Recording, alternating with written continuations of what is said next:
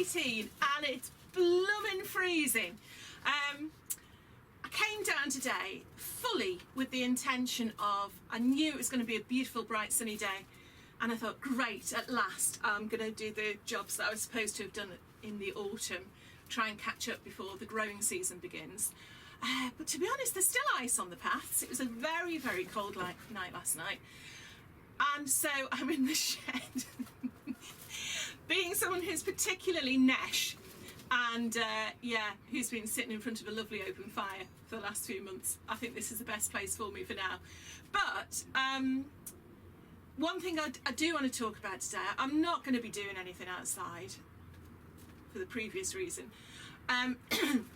But I just want to talk you through what I'm hoping to do this year in the garden, and just have a little catch up, because I'm aware that I have not done a video at all since November, and that was when I put my garlic in. I think it's solar white.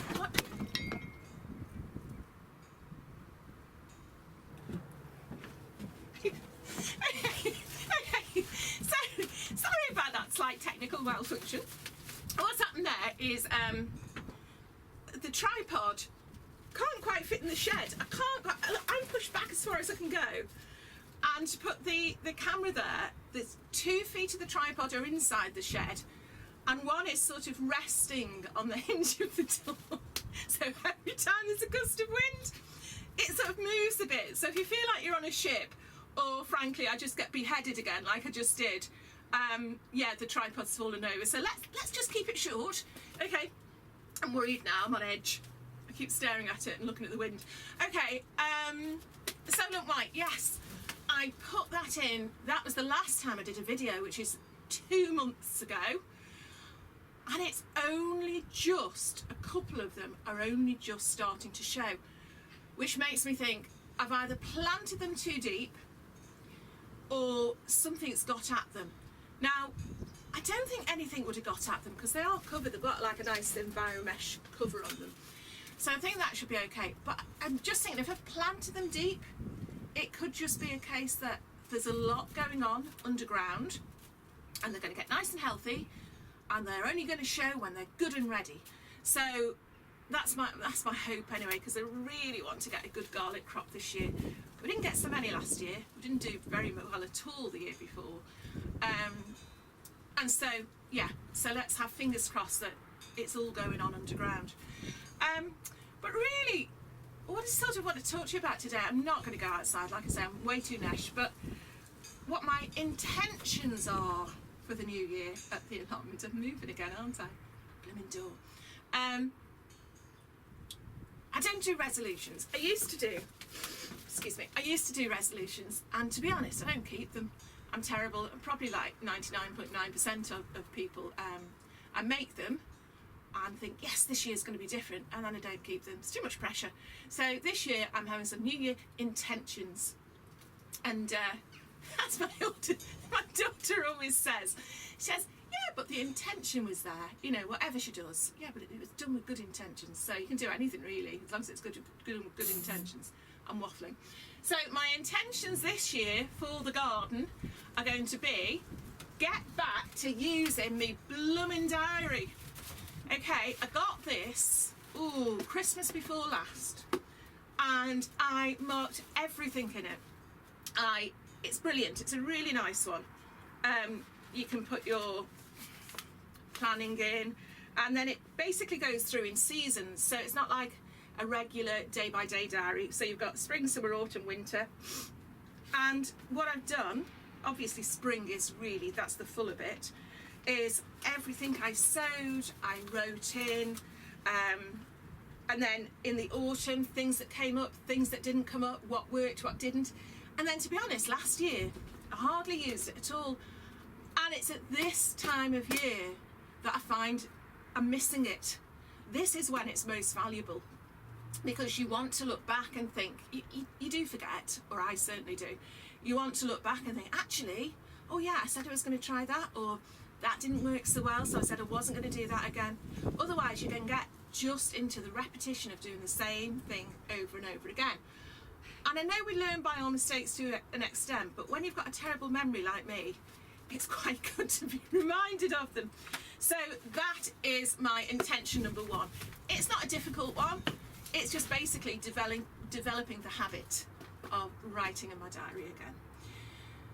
Another thing I want to do, as far as the allotment's concerned, we're very lucky in that we've been granted that extra piece of land again, which is where we did our squash last year from our allotment neighbour. They've said we can use it again. Now, to be honest, had we not been given that again, I don't think we'd have done potatoes this year. I haven't talked to Mike about this. He probably would have wanted to do them, but they take up such a lot of room that would have been a whole bed on our side. But I think what we'll do this year, I think we will use that as our potato bed, so that will be an extra. Because to be honest, although potatoes are fantastic and they're lovely to dig up, they take over a whole bed for a whole season, and when you've only got a half plot, it's difficult to justify that in your head. So I don't know if that's an intention or not. That's the thing I'm going to do.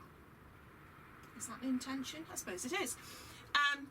So the potatoes will be out of the equation with regard to our plot rotation, and that then frees up the supposed potato bed on this side, and we're going to use that for squash. Probably not as many squash as last year, because I don't know, they were great, they're lovely.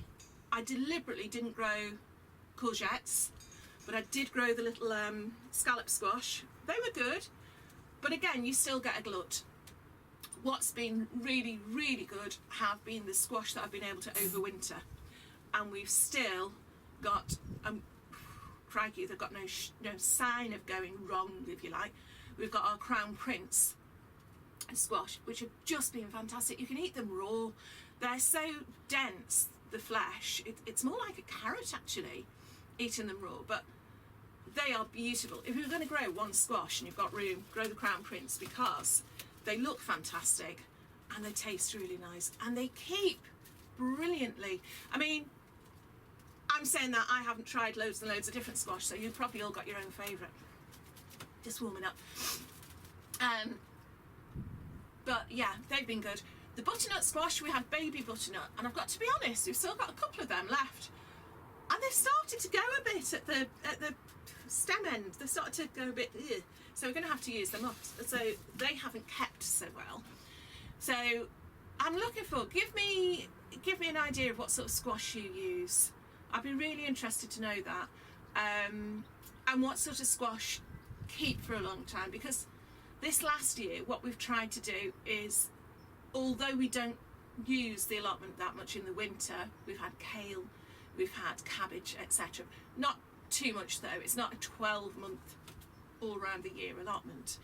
It's nice to have stuff in at home, so you've still got your little shop in your little back room or wherever you keep all your stuff that you can go and help yourself to the things. So that's nice. Yeah, so Crown Prince squash. May not do butternut next year. Interested in doing those turban squash, those Turk's turban. I don't know, let me know what you do for squash. Another thing with regarding the foods that we've had stored, one of the best things has been, we've still got chilies from last year. We've still got jars of chilies from last year, but they are brilliant. They've stored really well, they've dried well.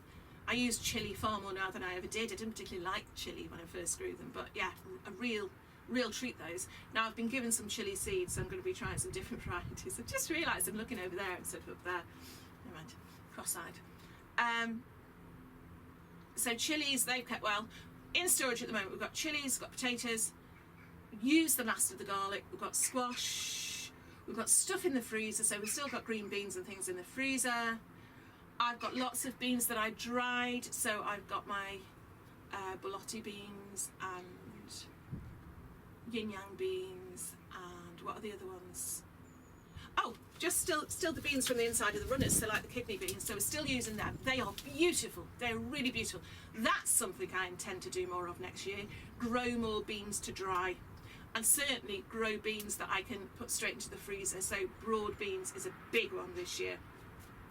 I've actually got, I haven't planted them yet. I think I showed you these last time. Oh, maybe I have. Oh, no! Can you see that? Oh my goodness. Right, okay, hold on. I did have my aquadulture beans that were kept in here and have been in. Oh, you blooming. Oh, no. Oh, no. Okay. Well, this is another. I found my elephant garlic, and I've also found. Oh, blooming heck! Is it in there?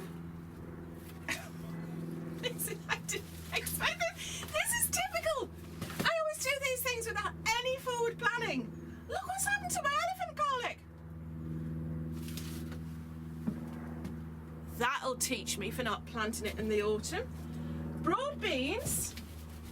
What else has gone? All the broad beans. So the Bunyards exhibition. You little tinker.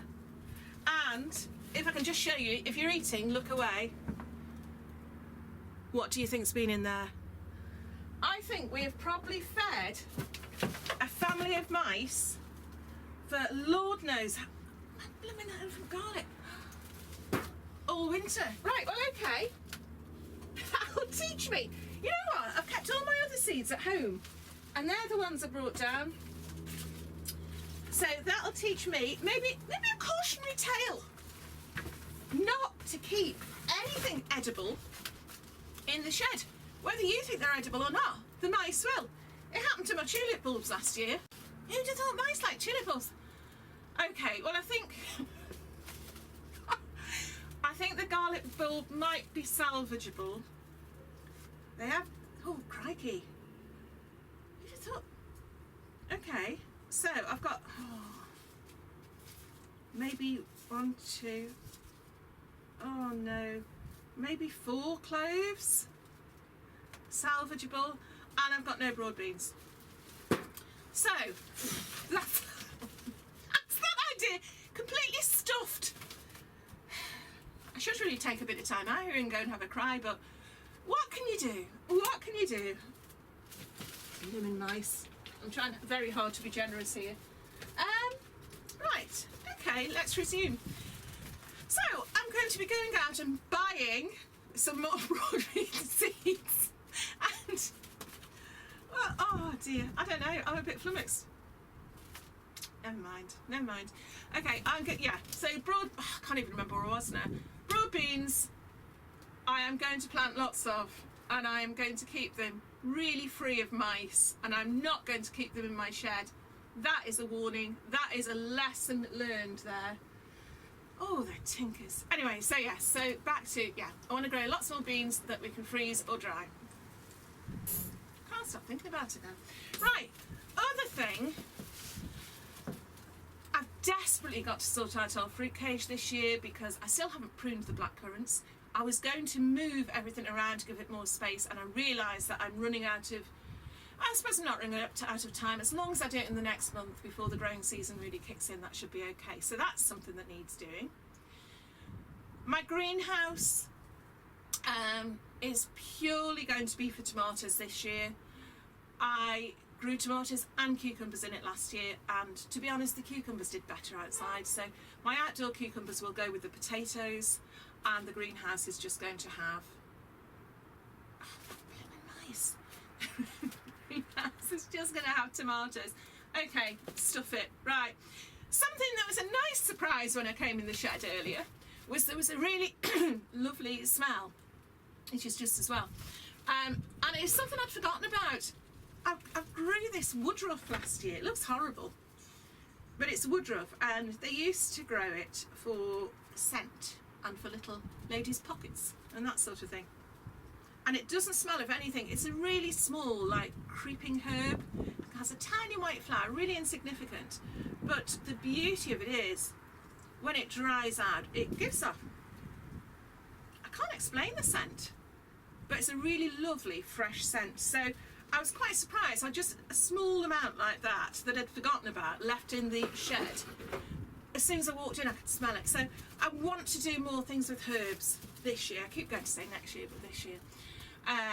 Maybe if I could find some herbs that mice don't like. I don't know. On that note, let's look through my books. This is a book that has been that better not be a mouse. It's only been there a minute. A book that's been recommended this year. Has that been a mouse already? No, it can't have been. That's been nibbled by something. No luck. Have you read this book? It's meant to be very good. Carrots love tomatoes and roses love garlic, and it's all about companion planting. So whereas I do grow lots of herbs and calendula here, there and everywhere, I'm going to be more organised with it this year, using my book, which is now here, and planning what goes with what. Not necessarily which vegetables go with which, because like this says carrots love tomatoes.